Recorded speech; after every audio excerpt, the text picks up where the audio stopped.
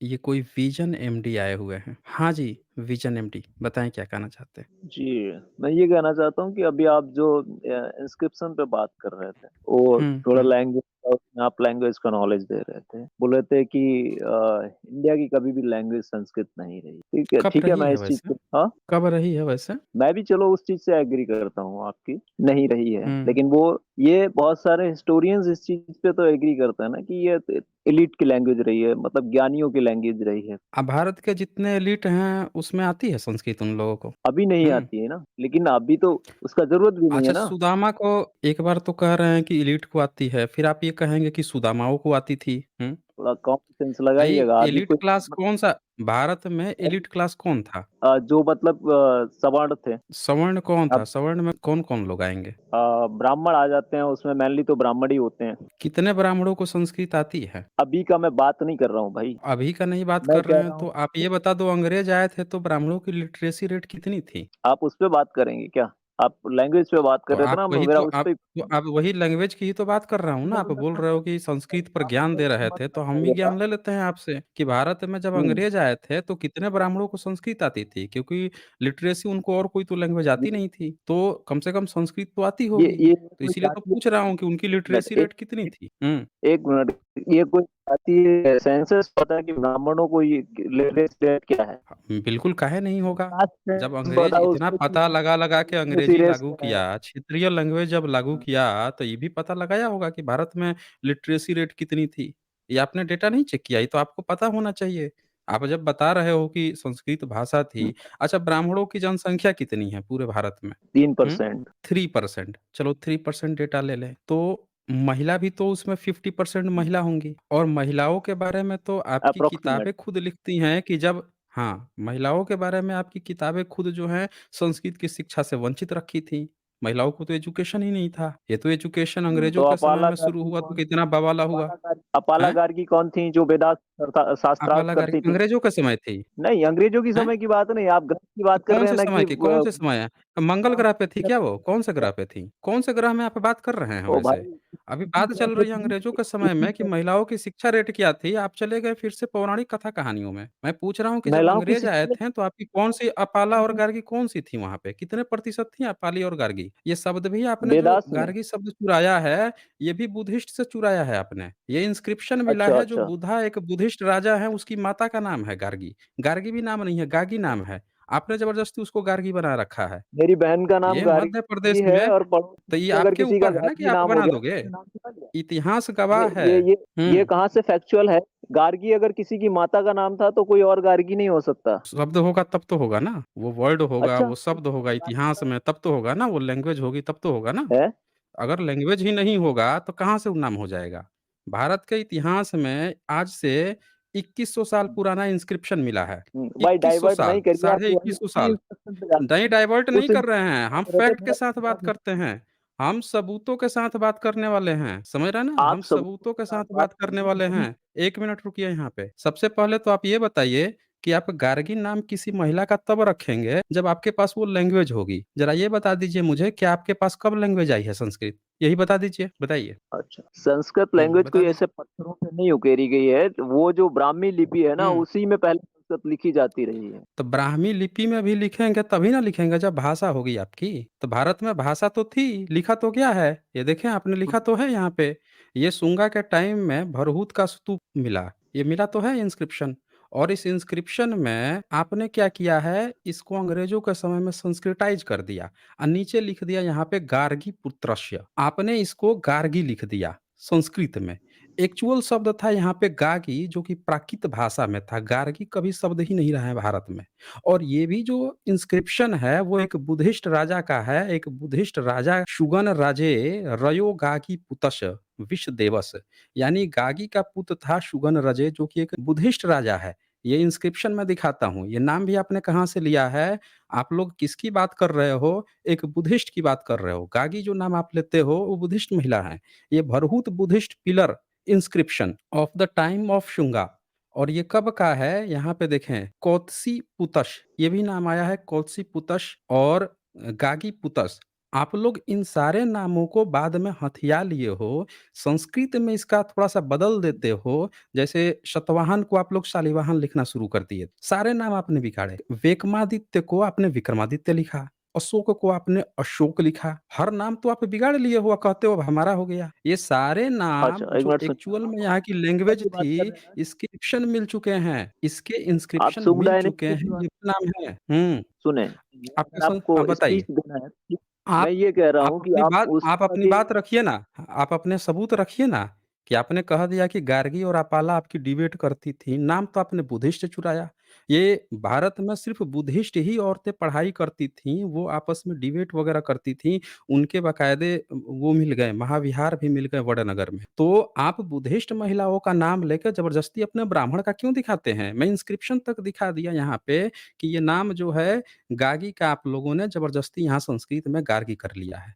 ये देखें प्राकृत का ये शुगन रजे रयो गागी यहाँ पे लिखा हुआ है बुद्धिस्ट नाम पकित में और आपने यहाँ पे संस्कृत में टेक्स्ट संस्कृताइज़ में गार्गी कर लिया है। इसी तरह से बुद्धिस्ट के हर नाम को चाहे पुरुष हो या महिला हो उसका आप अपना बना लेते हैं और फिर बोलते हैं कि हमारा था। अब बोलिए अपनी बात रखिए।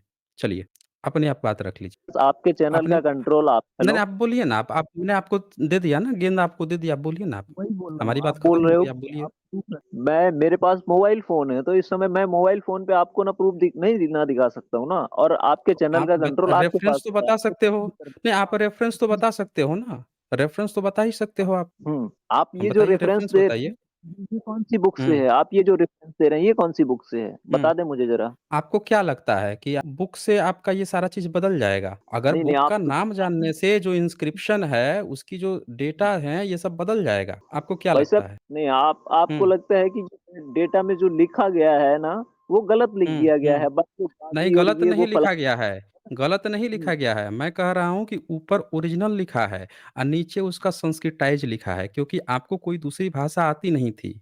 अंग्रेज़ इसको इंग्लिश में लिखता था ओरिजिनल को, आप उसको संस्कृत में लिखते थे। तो आपने क्या किया जितने बुद्धिस्ट के पाली-प्राकृत की जो भाषा थी, उसको नीचे संस्कृत में लिखा। आजकल आप सिर्फ़ संस्कृत का प्रचार करते हो, ओरिजिनल वाला दिखाते नहीं हो। मैं ये आपको दिखा रहा हूँ। ये जो आपको प्राकृत संस्कृत के अलावे कुछ आती तो थी नहीं। कोई भाषा आती हुँ, थी आपको? हुँ, कौन-सी भाषा में आपने कितनी किताबें लिखी हैं, बता सकते हैं आप? अब सुनो मेरी एक बात सुनो, भाषा की हाँ, बात करोगे बताइए। ना तो बौद्धों को हुँ। कितनी भाषा आती थी। यहाँ पे बौद्ध हुँ, से बात ही नहीं चल रही है, यहाँ इतिहास की बात चल रही है। भारत में सुनो पिछले 1000 साल में आपने तो कंट्रोल ले रखा था पूरा का पूरा भारत का। सारा ठेका तो हुँ, आपके पास था ना, लैंग्वेज से लेके, इंस्क्रिप्शन से लेके, भाषा से लेके, धर्म से लेके हर चीज़। तब बौद्ध में कहाँ घुस रहे हैं? वहाँ पे कहाँ घुस बौद्ध में रहे हैं? कहाँ ये इंस्क्रिप्शन जो है आप अंग्रेजों के समय में बुद्धिस्ट थे भारत में कि आप थे? भारत के सारे मंदिर जो हैं, उस पर कब्ज़ा आपका है या बुद्धिस्ट का है? जब तो पूरा मंदिरों हर से चीज़ आपको क्या हैंडल आप किए हैं, धर्म आप बना के रखे हैं, लोगों पे आप अपना धर्म थोप रहे हैं और आप यहाँ पे अब बात कर रहे हैं कि बुद्धिस्टों को कितनी लैंग्वेज आती थी। अरे उससे मतलब क्या भाई है कि उनको कितनी आती थी? इतिहास गवाह सुनिए है कि बुद्धिस्ट के समय में ही स्वर्णिम पीरियड था भारत का। आपके समय में भारत अच्छा, गुलाम हुआ। हाँ, अच्छा, आपके समय में भारत गुलाम हो गया। दिखा आपके दीजिएगा समय कहाँ में पे है? कितने कौन इंस्क्रिप्शन प्रूफ लिखवाए हैं? स्वर्णिम समय था? हम प्रूफ दिखाएँगे, हम प्रूफ हुँ, दिखाएँगे। चलिए बताइए भारत गुलाम कब हुआ? बताइए। भारत गुलाम भारत गुलाम हुआ कब हुआ उसका है? प्रूफ हुँ। देगा। भारत भारत कब कौन-सी भारत सदी में हुआ था? कौन-सी सदी हैं? में हुआ था गुलाम? कौन-सी सदी में हुआ गुलाम? 12वीं सदी में हुआ था, जब पहली बार यहाँ पे मोहम्मद 12वीं गौरी सदी आया। में। शंकराचार्य कौन-सी सदी में जन्म लिए? शंकराचार्य का छोड़िएगा, उस टाइम पे भारत आज़ाद ही था। काहे छोड़ दें? ठीक है? काहे छोड़ दें हम? ये देख लीजिए, शंकराचार्य के समय अब छोड़ दें हम इनका। ये बता रहे हैं कि भारत कब गुलाम हुआ? 12वीं-13वीं सदी में गुलाम हुआ। शंकराचार्य कब आया तो शंकराचार्य को छोड़ दें। काहे छोड़ दें? उससे पहले भारत में शंकराचार्य आया, उसने किताब लिखा ब्रह्मसूत्र, टीका किया और बुद्धिस्ट की 4 ब्रांचों की वो टीका कर रहा था, उनको गाली दे रहा था, उनको क्रिटिसिज़्म कर रहा था। तो आपका शंकराचार्य तो बुद्धिज़्म के खिलाफ खड़ा होने की कोशिश किया। रामानुजाचार्य आया 12वीं सदी में और 13वीं सदी में भारत ही गुलाम हो गया। तो भैया आपके आने से भारत गुलाम हुआ है। ये मैं सबूत दे रहा हूँ, आप सबूत दे दीजिए। इसका प्रॉपर शंकरा एविडेंस है कि आपके उभरते ही देश गुलाम हो गया। बोलिए। शंकराचार्य के हाँ, आने बोलिए। से देश गुलाम हो गया, और इसका एविडेंस ये है कि हुँ, शंकराचार्य के आते ही गुलाम हो गया, सिर्फ़ बोलने से हो गया, हुँ। है ना? भारत में बुद्धा 2600 साल पहले आए। सम्राट अशोक जो हैं 2250 साल पहले थे, तब तो देश नहीं गुलाम हुआ। उसके बाद से 13वीं सदी में जब गुलाम हुआ, तो 13वीं सदी से पहले कौन-कौन लोग आए? शैविज़्म, वैष्णोइज़्म, यही तो आपका उभरा ना। तो जैसे ही आपके ये दोनों संप्रदाय उभरे, तैसे भारत कैसे गुलाम हो गया? अरे सम्राट अशोक थे, बुद्धा थे, वो लोग इतने पुराने थे, तो उनके बाद जैसे 1500 साल तक भारत चला, तो आपके शंकराचार्य के बाद से भी 1500 साल आगे चलना चाहिए था। रामानुजाचार्य के बाद से भी 1500 साल आगे चलना चाहिए था, लेकिन ये गुलाम कैसे हो गया? ये मैं कह रहा हूँ। अब इसका जवाब दीजिए। आप सुनिएगा मेरी बात को। इनके बाद से अगर इनके सिद्धांत अच्छे थे, तो देश तो गुलाम ही नहीं होना चाहिए था। ये तो फाइटर थे ना, घूम-घूम के बौद्धों को मरवाते थे, कटवाते थे। यही तो आप लोगों की थ्योरी है कि हुँ, शंकराचार्य तो जो है शस्त्र-शास्त्र दोनों से लड़ते थे। हमारे पास तो हुँ। गीता थी, लड़ने की बात करती थी। रामायण था, महाभारत था, हमारे आइडियल थे। जिसके यहाँ हत्या नहीं है, तब देश ही नहीं गुलाम हुआ। आपके यहाँ इतनी हत्या है, ईश्वर आके हत्या करता है, जन्म लेता है, तो भी देश गुलाम हो गया। कैसे भाई? ज़रा यही बता दीजिए, बताइए। भाई एक बात सुनिएगा, ऐसे सिर्फ़ बोलने से नहीं होगा कि बताइएगा बोल के बस म्यूट कर दीजिएगा, है ना? सुनिए, जब आपको समय दिया मैंने अभी कि आप बोलिए, तो आप रोना शुरू कर दिए। जैसे मैं डेटा दे रहा हूँ कि भई जैसे बुद्धा 2600 साल पहले आए, लेकिन देश तो 13वीं सदी में गुलाम हुआ। यानी कि 600 उधर, 1000 इधर, तो कितना हो गया 1600 साल 3 साल और ले लीजिए, तो कितना हो गया 16 3 1900 साल। यानी लगभग 2000 साल बाद बुद्धा के देश गुलाम हुआ, 1900 साल बाद गुलाम हुआ। तो उसी तरह से शंकराचार्य जब उभरा, रामानुजाचार्य उभरा, तो कम से कम देश जो है उसके बाद से कम 1000 साल तक तो सही होना चाहिए था। इसका तो मतलब ये निकला जाएगा कि आपके इन दोनों के उभरते ही शैविज़्म, वैष्णविज़्म के उभरते ही देश गुलाम हो गया। इसका तो ये मतलब निकल रहा है ना, ये दोनों बुरी तरह से फेल हो गए। इसका ये मतलब निकल रहा है। आप ठीक है, क्लियर कीजिए। आपका चलिए आपका आपका समय आर है। आपका आर्गुमेंट है कि हुँ, 2600 साल पहले बुद्ध आया, 2200 साल पहले अशोका आया, उसके बाद देन फिर सैविज़्म और वैष्णविज़्म उभरा और देश गुलाम हो गया, ठीक है? हुँ, यही ना हुँ। आर्गुमेंट है आपका? 2200 साल तो देन अब 2600 साल क्या फिर से रिपीट करूँ? तो अब रिपीट आप 300 ही कर साल रहे हैं, आप जवाब दीजिए ना। साल का गैप आप है। जवाब दीजिए। उसके बाद में हुँ। सैविज़्म उभर गया, ठीक है? बाद में फिर जब अशोका के बाद सैविज़्म उभरा, तो अभी 13वीं शताब्दी में जब गुलाम हुआ भारत, तो फिर उस तब से तब तक का आप वही काउंट कर लीजिए, वही 1000 साल बन जाता है। थोड़ा मैथ मैथ प्रॉपर कीजिएगा अपना। नहीं, कौन-सा मैथ प्रॉपर कर दें? कौन-सी मैथ प्रॉपर भाई कर बा दें? 2200 साल पहले आया ना अशोक, अशोक के बाद में क्या आया? शुंग आया। शुंग कौन थे? शुंग तो बौद्ध खुद ही मानते हैं कि भाई कौन क्या बोल शुंग रहे हैं आप? जो है वो शुंग बौद्ध क्या नहीं थे? थे। हैं? वो क्या तो कहा बौद्ध आपने? खुद ही बोलते हैं कि शुंग बौद्ध नहीं थे। क्या कहा आपने? कौन कह रहा है? यहाँ शुंग का इंस्क्रिप्शन खोला है जो बता रहा है कि उसने बुद्धिस्ट इंस्क्रिप्शन लिखवा रहा है, वो बुद्धा का सांची का स्तूप बनवा रहा है, आप बोल रहे हैं कि वो बौद्ध नहीं थे। कौन था शुंग फिर? अच्छा, मैं एक बौद्ध से अच्छा, मिला था तो वो अच्छा, ब ये देख लीजिए इनकी चोरी ये फिर से पकड़ी गई। ये शुंग को ब्राह्मण समझ रहे थे इसीलिए उसकी माता जो गागी थी उसको गार्गी लिख दिए थे नीचे, संस्कृताइज़ करके इनके पिताजी। देख लीजिए आप लोग। ब्राह्मणों ने शुंग को ब्राह्मण बनाया, ध्यान से देखिएगा आप लोग। और उसकी माता जो गागी थी, देखें ऊपर लिखा है ना शुगन रजे, इसको इन्होंने संस्कृत में क्या लिख दिया? शुंगा नाम, यानी शुंग, राजे, राज्ञः, रयो को राज्ञः संस्कृत में लिख दिया और उनकी माता गागी थी, उसको लिख दिया गार्गी। ये शुंग जो हैं प्राकृत लैंग्वेज में पाली-पाकित में अभिलेख लिखवा रहे हैं। ये देखिए Brahmi of second half of the first century BC आइए बता रहे हैं कि ये शुंग जो है इनका ब्राह्मण है। उसकी माता को भी ब्राह्मणी बना दी। ये देख लीजिए। Bharhut Buddhist pillar inscription of the time of the Shunga.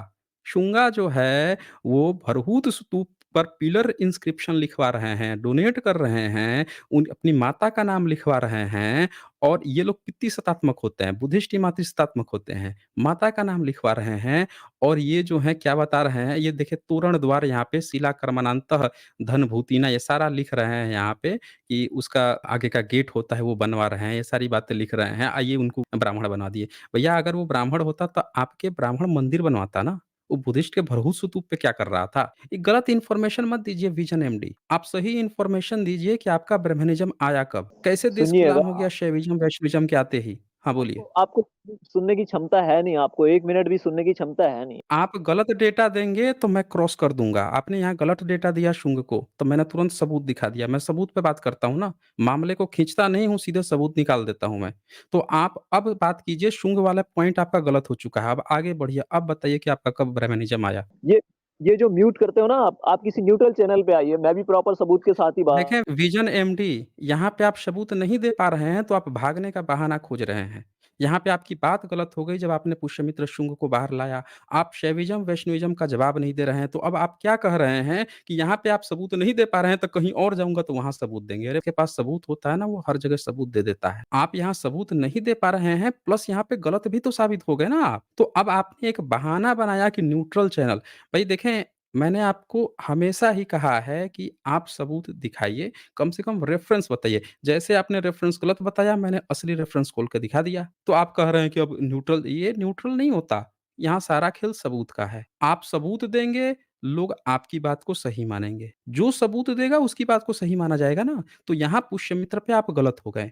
अब आगे आप बढ़िए, शैविज़्म, वैष्णविज़्म पूरा वही बताइए, इन दोनों के उभरते ही देश कैसे गुलाम हुआ? ये फिर से सवाल है अभी। आपका थंबनेल क्या था? क्या थंबनेल था? क्या सैविज़्म पे डिबेट थी? थंबनेल क्या था क्या आपका? आप मुद्दा बदलने वाले हैं? मुद्दा क्या मैं आप फिर बदलने से वाला मुद्दा नहीं बदलने हूँ, वाले आप हैं? जो लंबा तो टॉपिक आप चलाए उस ना, समय से पहले इसी बात डाइजेस्ट पे करा चर्चा देता कर हूँ। रहे थे और अब अब आप आपके पास सैविज़्म पे नहीं जवाब जवाब दे है, दी तो और अब आपको फिर से कोई और टॉपिक याद आ रहा है। टॉपिक नहीं याद आ आपको रहा है। शुरू में आपका बोलना चाहिए था, इतनी देर तक इस मुद्दे पर क्यों डिबेट कर रहे थे? अगर डिबेट आप आपको कर रहे थे, किसी आपने पॉइंट बताया पे ना ही, डिबेट। हाँ, तो वही तो बोल रहा हूँ ना कि आप जब हाँ, न आपने कह दिया कि देश गुलाम हुआ, तो मेरा भी सवाल था कि देश कब गुलाम हुआ? ये तो आपका ही कहना था, आप ही के प्रश्न पे मैंने पूछा है। अगर आपको जिस सुनिए, पॉइंट पे डिबेट करना आपने था, तो शुरू में बोल देना था ना। अब जब क्वेश्चन आ गया, उसी पे अब बात टॉपिक चल पे ही भी रही आप है, तो बोलोगे, उससे सुनिए भाग क्यों बात रहे तो हैं फिर? सुनिए। क्या मैं ये मान के सुनिए, चलूँ कि इसका उत्तर आप पे नहीं है? बोलिए। अब अगर प्रॉपर्ली बोलते जाएँगे तो फिर बात नहीं हो पाएगी ना। पहले आपने बोल लिया ना, अब मुझे आप बोलने दीजिए। मैं आपको बोलने दे रहा हूँ, लेकिन आपने क्या बोला कि टॉपिक क्या था? आप मुद्दा बदल रहे थे, तब तो मैंने आप फिर से बोला ना। अगर आप हुँ, जो प्रश्न सुनिएगा, था उस पर ठीक है, जवाब ठीक है, देते, तो मैं सुनिए आप, थोड़े रोकता आपको। सुनिएगा। हुँ। मेरा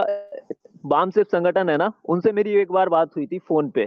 तो वो कह रहे थे कि देखिए, सुनिए ब्रदर मिस्टर विज़न एमडी, आप यहाँ पे कौन क्या कह रहा था, कौन क्या नहीं कह रहा था, वो रेफ़रेंस यहाँ नहीं चलता। यहाँ सिर्फ़ सबूत की बात चलती है। आप बामसेफ से हैं नहीं, आप आए हैं यहाँ पे आरडब्ल्यू पे। तो आरडब्ल्यू पे आए हैं, तो आपको यहाँ पे रेफ़रेंस दिखाना पड़ेगा, और आप एसजे से बात कर रहे हैं, तो आपको यहाँ पे सबूत दिखाना पड़ेगा। ये थर्ड पर्सन से आपने कहाँ पे क्या बात किया, किसके घर में कद्दू फूट गया, किसके यहाँ छज्जा टूट गया, ये सब मुझसे प्लीज़ मत बताइए। यहाँ आप आए हैं ना, मेरे जो सवाल हैं कि जब बुद्धा आते हैं, सम्राट अशोक आते हैं, उसके बाद से सक्सेसफुली भारत जो है 1900 साल तक बुद्धा के बाद से चलते रहा। लेकिन सैविज़्म, वैष्णविज़्म आने के बाद से, वर्ण व्यवस्था आने के बाद से अचानक से भारत कैसे गुलाम बन गया? मेरा ये सवाल था आपसे, जिसका आप इधर-उधर कन्नी काट रहे हैं। इसका जवाब दीजिए। जी। जी, सुनिए अब मेरी बात को, भारत उसके बाद गुलाम हो गया। मैं ये कह रहा हूँ, क्या उसके उससे पहले गुलाम नहीं हुआ? आप क्या समझते हो? क्या हुन्स या मतलब कि शक आए जो, वो फॉरेनर नहीं थे। कौन-सी सदी में आए आप थे? शुंगों को भी कौन-सी बुद्ध सदी में आए मानो, थे? तो शुंगों को भी बुद्ध हुँ? मानिएगा। शुंगों के टाइम पे क्या अटैक नहीं हुए ना भारत कौन-सा पे, शुंग? जो सेंट्रल एशिया। नहीं, शुंग कौन था? कौन शुंग था इंडिया शुंग? के रूलर रूलर थे वो, हुँ?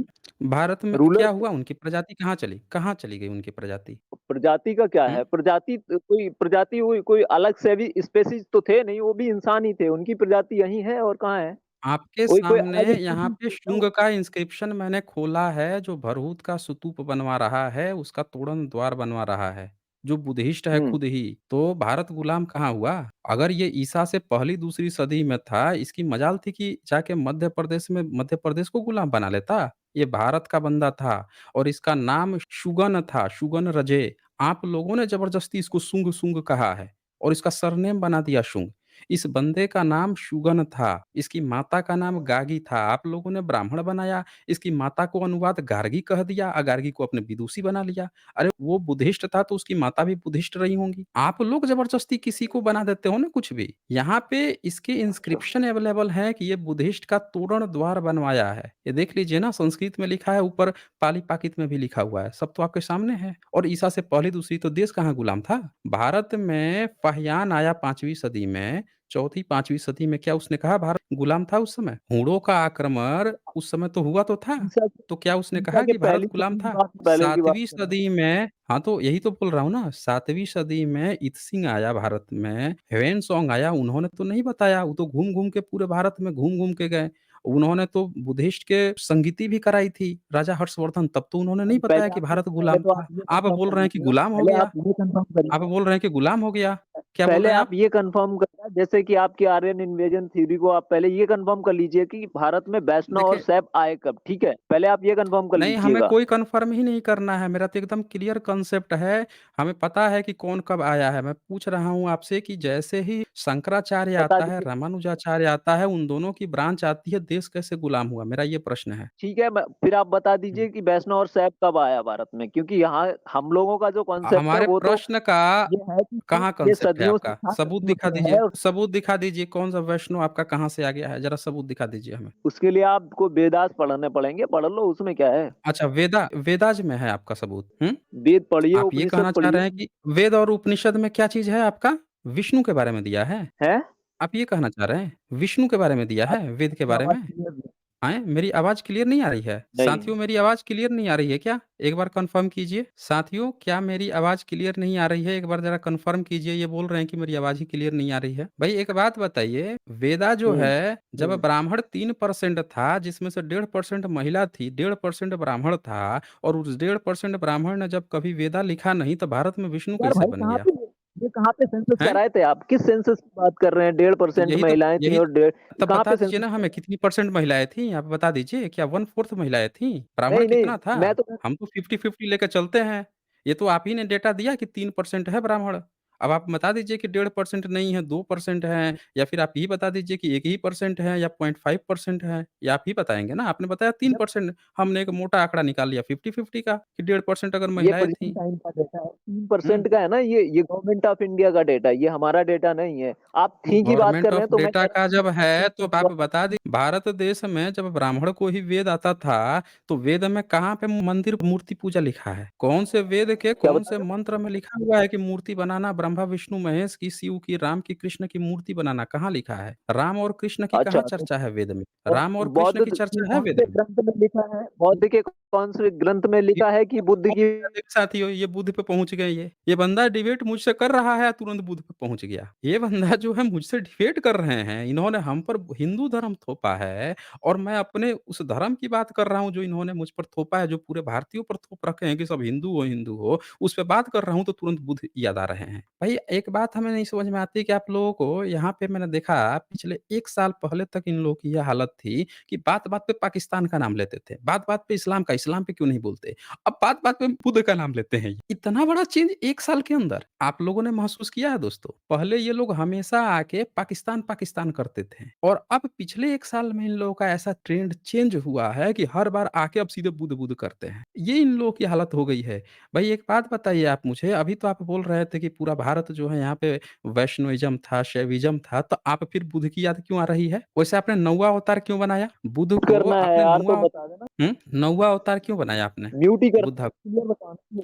म्यूट 1 मिनट मेरी बात खत्म हो जाएगी, आपकी चांस आ गया है, आपको बोलना है, आप क्यों रोने लगते हैं? आप बताइए ना आपने बुद्धा को 9वाँ अवतार क्यों बनाया? बोलिए। हेलो।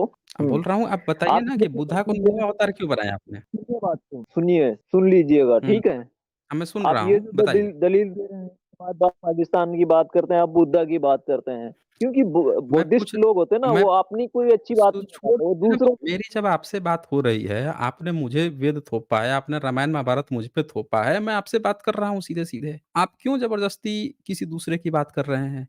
आपने तो बुद्ध को भी अपना अवतार बना रखा है, 9वाँ अवतार। ये तो सब किसी से छुपा थोड़े ही है। आपने अपनी किताबों में लिख रखा है। तो जब आप खुद 9वाँ अवतार बना लिए हैं, तो अपने ही अवतार से क्यों पूछे? आपके अवतार से क्यों पूछे? बनाया आपने, आपसे पूछेंगे ना हम। आपको अपने वेद पर बात करने में घबराहट हो रही है, हैं? इससे तो ये पता चल रहा है कि आप जो हैं, आपको अपने धर्म के बारे में नहीं जानकारी है, आप किसी दूसरे धर्म के बारे में बार-बार फ़ोकस कर रहे हैं, भागने की कोशिश कर रहे हैं अपने धर्म को छोड़ के। क्या आपका धर्म सक्षम नहीं है जवाब देने पे? कैसे हिंदू राष्ट्र स्थापित कीजिएगा भई? कैसे अपने ब्राह्मण संप्रदाय को हम लोगों के बीच में फैलाइएगा? हुँ? हर व्यक्ति अपने धर्म बताता है कि हमारे धर्म में ये अच्छाई है, ये अच्छी बात है कि तुम लोग सुनो हमारी तरफ आओ। आप सोच रहे हैं कि दूसरे को किसी दूसरे को गाली दे देंगे, किसी दूसरे पर कुछ क्वेश्चन खड़ा कर देंगे, उससे आप कैसे अच्छे हो जाएँगे भई? तो मेरा अभी भी ये प्रश्न है कि जो शंकराचार्य था, शैविज़्म, शंकर को मानने वाले शैविज़्म, रामानुजाचार्य को मानने वाले वैष्णविज़्म, इन दोनों के आते ही भारत कैसे गुलाम हो गया? ये हमारा अभी भी प्रश्न है। इसका जवाब दीजिए। हुँ। फिर हाँ जी, mister vision MD. Vision MD हाँ, बोलिए ना भाई। हाँ, आवाज़ आ रही है? अब आ मैं रही ये है, कह रहा बोलिए। हूँ कि अगर सुनने की क्षमता नहीं है, म्यूट कर रहे हो ना तुम, कर सुने भाग तुम रहे सुन हो म्यूट से। फिर सुनिए, तू-तड़ाक यहाँ नहीं चलता है। तू-तड़ाक करोगे इसका मतलब ये है कि आप ये बात समझ गए हो कि आपके पास जवाब नहीं है और तू-तड़ाक करोगे तब आपको मौका नहीं दिया जाएगा। समझ रहे हैं ना? आपके तू-तड़ाक करने से अभी तक जब भी आपको मौका दिया गया, आपके मुँह से जवाब निकला ही नहीं। क्या निकला? म्यूट करते हो, ये करते हो, टॉपिक आपने चेंज किया, 10 बार टॉपिक चेंज किया, जब उससे नहीं काम चला तो म्यूट का रोना रोया। जबकि आपको प्रॉपर समय दिया जा रहा है, आपसे क्वेश्चन पूछे जा रहे हैं, आपसे जवाब आप जवाब ही नहीं दे रहे हो, केवल बहाना। बहाने किसके पास होते हैं? जिसके पास जवाब नहीं होते। मैंने अभी तक एक ही प्रश्न पूछा है कि भई शंकराचार्य और वैष्णव मार्ग के जो वैष्णव है, शैव मार्ग, वैष्णव मार्ग इनके आने के बाद से ही देश कैसे गुलाम हो गया? इन दोनों ने देश को स्वतंत्र बनाए रखने के लिए क्या योगदान दिया? क्या किया इन दोनों ने? उसका आपने अभी तक कोई जवाब नहीं दिया है और आप बोल तो रहे हो, पर इन्हीं दोनों के उत्तर नहीं दे रहे हो। अगर आप चाहते तो जो समय गँवा रहे हो ये कहने में कि बोलने दोगे कि नहीं दोगे या टॉपिक चेंज आप इसका जवाब देते और तब आपको रोकता तो दर्शक भी बोलते कि हाँ भाई इनको नहीं बोलने दिया जा रहा है। आपसे जो प्रश्न पूछा गया है आप उसका जवाब दो। 2 minute low, 5 minute low, 10 minute low, मैं सारा समय देने को तैयार हूँ, बस उसका जवाब तो दो। जो कि आप नहीं दे रहे हो, बहाने पर बहाने बना रहे हो आप, भागने के बहाने बना रहे हो, तू-तड़ाक पर आप उतर रहे हो। चलिए मेरा फिर से वही प्रश्न है कि आपकी जो वर्ण व्यवस्था थी, ये जो दोनों वर्णवादी थे, वर्ण व्यवस्था के समर्थक थे, शंकराचार्य, रामानुजाचार्य, इन दोनों के आने के बाद से, इनके संप्रदायों के आने के बाद से भारत कैसे गुलाम हुआ? और ये दोनों संप्रदाय गुलामी में ही फलते-फूलते रहे। इन्होंने देश के आज़ादी के लिए क्या योगदान दिया? ये मेरा प्रश्न है। ये बताइए ज़रा? हाँ जी। भाई, आपका क्वेश्चन गलत है, ठीक है? रामानुजाचार्य और शंकराचार्य के आने के बाद देश गुलाम नहीं हुआ, उनके बहुत सालों के बाद देश गुलाम हुआ, ठीक है? उनके चले जाने के बाद बहुत सालों के बाद देश गुलाम हुआ है। कितने सौ साल के बाद गुलाम हुआ? कौन से सदी में रामानुजाचार्य आए थे? मैंने बोला ना 12वीं सदी में गुलाम हुआ है देश। कौन से सदी में रामानुजाचार्य आए हैं? मेरा टॉपिक ही नहीं है ना रामानुजाचार्य आने का, देखें, ठीक है? अभी आपने कहा 12वीं सदी में गुलाम हुआ, आपने कहा कि बहुत सौ सालों बाद गुलाम हुआ, मैंने सिर्फ़ रामानुजाचार्य कब आए वही पूछा है। तो आपको जवाब देने में क्यों भाग रहे हैं आप? जवाब दीजिए ना, आपने कहा ना कि मैंने गलत बोला, तो आप सही कर दीजिए। बताइए कि रामानुजाचार्य जो हैं, कब आए थे? कौन-सी सदी में थे? जवाब तो दीजिए ना, सबूत दीजिए, जवाब दीजिए, तब तो आपकी बात सही होगी ना। केवल ये कह देना कि आप गलत हैं, से मैं थोड़े गलत हो जाऊँगा। आप ये बताइए, खुल के तथ्यात्मक तौर बताइए पे यही क्लियर कि ब कौन-सी तथ्यात्मक सदी में तौर थे? पे यही चीज़ नहीं है कि रामानुजाचार्य के आने से ये देश गुलाम हो गया। जब ये क्वेश्चन ही सही नहीं है तो आंसर क्यों दें उसका? मतलब आपके पास जवाब नहीं है कि रामानुजाचार्य कौन-सी सदी में थे? रामानुजाचार्य के आने से देश गुलाम हो गया। अभी आपने तो ये कहा क्वेश्चन ही उनके ठीक बहुत नहीं है। सौ सालों बाद देश गुलाम हुआ। मैं पूछ रहा हूँ आंसर क्या रामानुजाचार्य जो दिया? हैं, वो कौन-सी सदी में थे? रामानुजाचार्य कौन-सी सदी के थे? ये मैं पूछ रहा हूँ आपसे। रामानुजाचार्य को छोड़िएगा आप, ठीक है? नहीं, रामानुजाचार्य अभी तो आपने आने कहा के ना, बाद देश आपने कहा गुलाम कि हुआ। मैं गलत आप हूँ आपने कहा कि मैं गलत हूँ और रामानुजाचार्य के बहुत सौ सालों बाद जो है देश गुलाम हुआ। तो मैं पूछ रहा हूँ कि रामानुजाचार्य कौन-सी सदी के थे? जी, बताइए। इस चीज़ का मुझे फैक्चुअली कन्फर्म नहीं है, इसका देखना पड़ेगा मुझे। अच्छा, जब देश गुलाम हो गया, उसके बाद से क्या रामानुजाचार्य और शैववाद के संप्रदाय समाप्त हो गए या दोनों बचे रहे? हाँ जी। क्या बात कर रहे हो? मैंने कहा ना सनातन सदियों से है, सदियों तक था, सदियों तक रहेगा, ठीक है? कैसे? गुलाम बन के? हुँ? कैसे रहा था? गुलाम बन के रहा था? कैसे रहेगा? गुलाम तो भाई भारत सुनिए में बुद्धिस्ट की सभ्यता थी, 2000 साल तक जब बुद्धिस्ट की सभ्यता थी, तो बुद्धिस्ट तो जब देश गुलाम हुआ तो वो लड़ते-लड़ते मर गए, खत्म हो गए। बुद्धिस्ट लोग लड़ते-लड़ते मर गए, खत्म हो गए, उनका अस्तित्व खत्म हो गया। लेकिन उन्होंने हार नहीं मानी। मेरा सिंपल सा सवाल है कि जब देश गुलाम हुआ, तो क्या उसके बाद से ये भी दोनों वैष्णववाद और जो शैववाद है, ये दोनों भी लड़ते-लड़ते खत्म हो गए थे या ये बीच में फले-फूल रहे थे? मेरा ये सवाल था जिसका आप जवाब नहीं दे रहे हैं। रामानुजाचार्य का मैं डेट बताता हूँ, वो 12वीं-13वीं सदी के हैं, रामानुजाचार्य। अब बताइए मुझे कि क्या ये दोनों फाइट किए थे जब देश गुलाम हुआ तो? इनके लोग, बताइए? ठीक है, सुनिए, आप रेशनल हुँ। नाम चैनल है आपका, रेशनैलिटी आप बात कीजिएगा। कभी भी आप कोई धर्म है, फिर आप टॉपिक बदल रहे हैं। गुलाम लोग हुँ? होते हैं, मैं बोल रहा हूँ ना भाई धर्म नहीं होता है ना गुलाम, कोई धर्म कैसे गुलाम हो जाएगा? द आप कह रहे हैं कि बुद्ध हाँ, लड़ते-लड़ते खत्म हो गया, आज लोग होते हैं ना, हो गया। लोग होते हैं ना। अब सुनिए, सुनिए, लोग होते हैं तो। बुद्धिस्ट लोग जो हैं देश गुलाम होने के बाद से ही वो लोग खत्म हुए और खत्म होने का कारण ये था कि उन्होंने दूसरी सत्ता नहीं स्वीकार की। या तो वो लड़े, छातियों पे अपने वार खाएँ, लड़ के शहीद हुए, खत्म हो गए या निष्कासित हो गए। हार नहीं माने। मेरा यही सवाल है कि जब देश गुलाम बना तो भारत से एक ही सभ्यता गायब हुई, एक ही धर्म गायब हुआ, वो था भारत से बुद्ध धर्म। तो क्या उस बीच में आपका जो शैविज़्म था, शैववाद था, वैष्णववाद था, ये दोनों बचा रहा? अगर बचा रहा तो इन्होंने गुलामी में क्या कदम उठाए थे गुलामी से आज़ादी के लिए?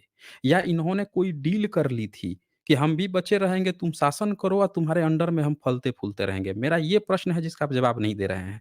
चलिए जवाब दीजिए मुझे। अब सुनिएगा, माइक को म्यूट नहीं कीजिएगा।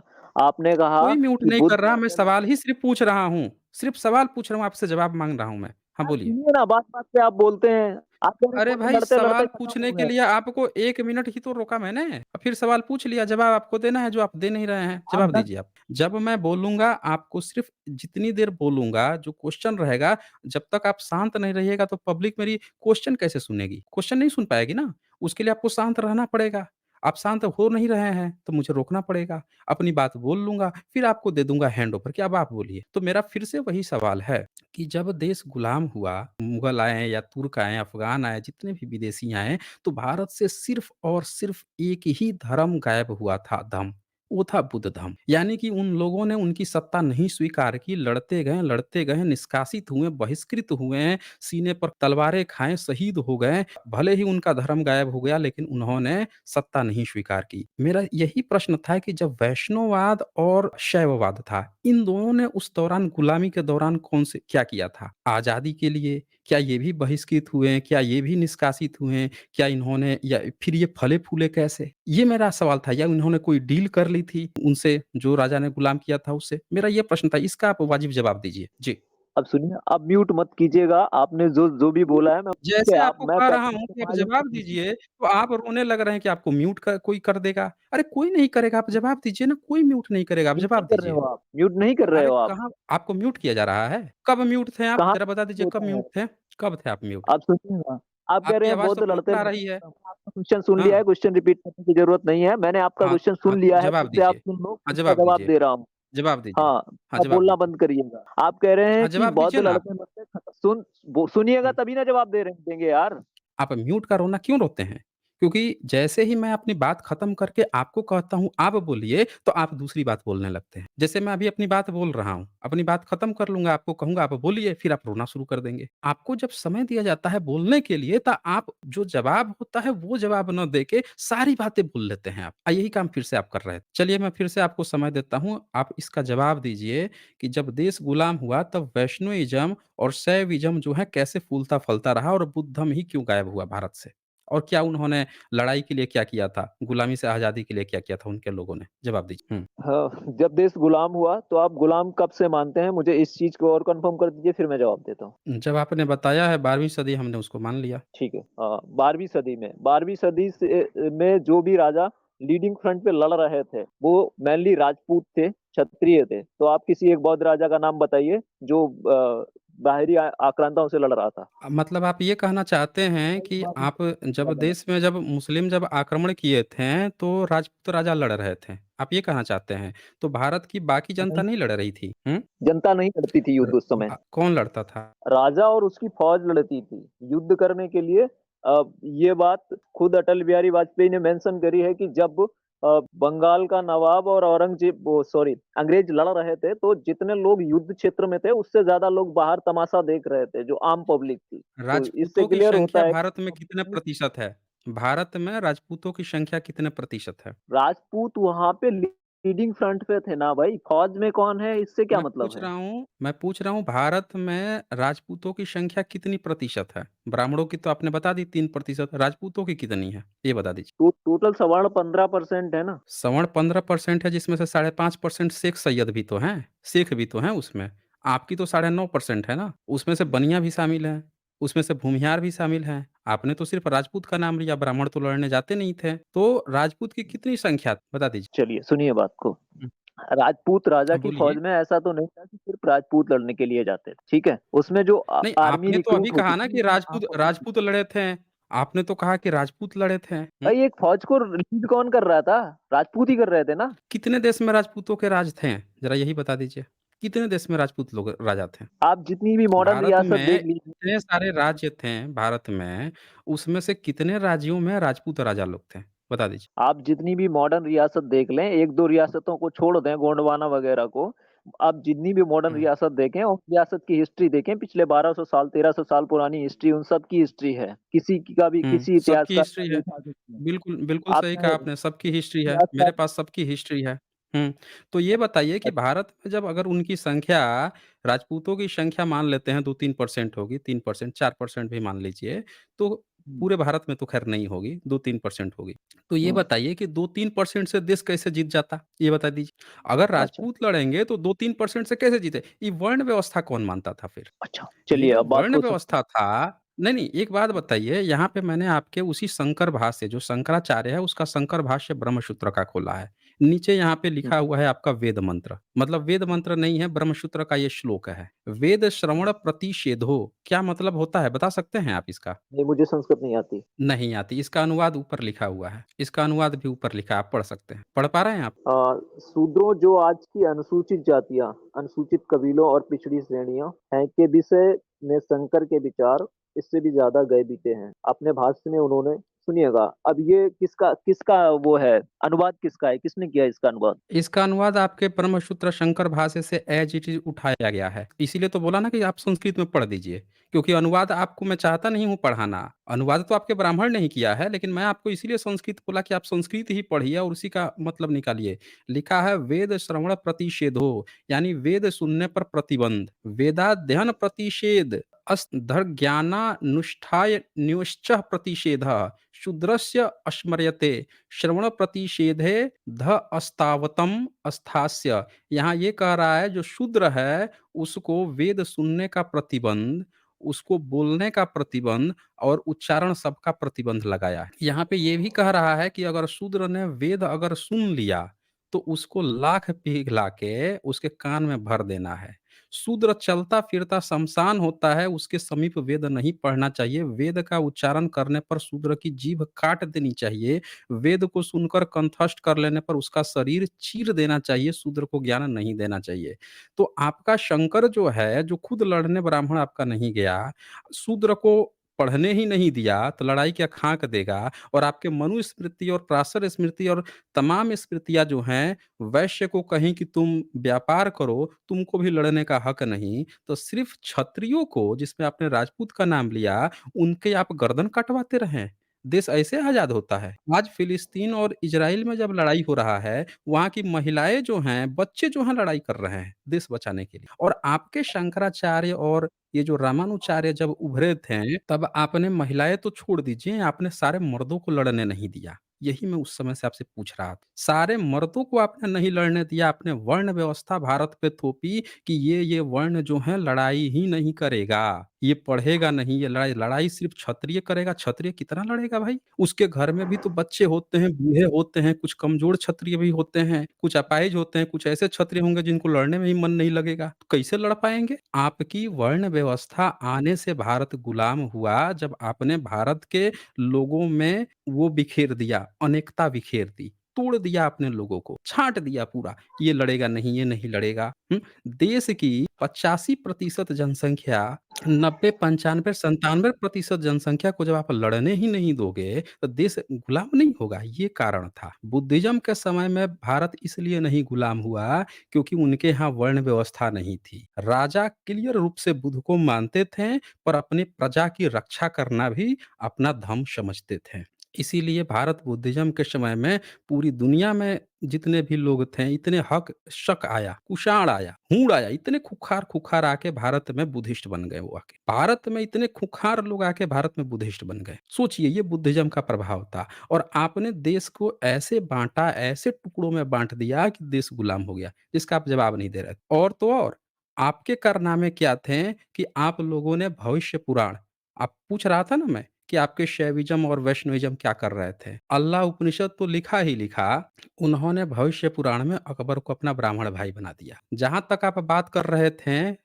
कि क्षत्रियों की, कि राजपूत लोग लड़ते थे, उनकी भी कहानी जहांगीरनामा पढ़ें, अकबरनामा पढ़ें, बाबरनामा पढ़ें, शाहजहाँनामा पढ़ें, उनमें भी कहानियाँ आती है। ये जहांगीरनामा का मैंने पेज खोला है। इस जहांगीरनामा क्या कहता है कि आपके जो कई सारे राजपूत राजा लोग जो थे, वो जाके उनके लिए काम कर रहे थे, मुगलों के लिए।